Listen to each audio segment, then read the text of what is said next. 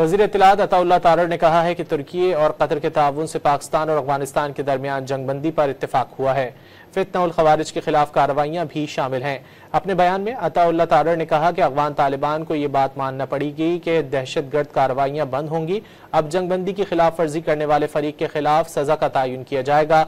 उनका यह भी कहना था कि पाकिस्तान को अब नया फोरम मैसर होगा जहाँ हम दहशतगर्दी के सबूत पेश करेंगे।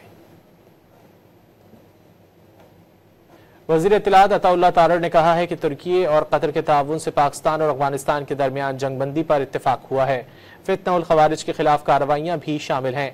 अपने बयान में अताउल्लाह तारड़ ने कहा कि अफगान तालिबान को ये बात मानना पड़ेगी कि दहशतगर्द कार्रवाइयाँ बंद होंगी। अब जंगबंदी की खिलाफ वर्जी करने वाले फरीक के खिलाफ सजा का तयन किया जाएगा।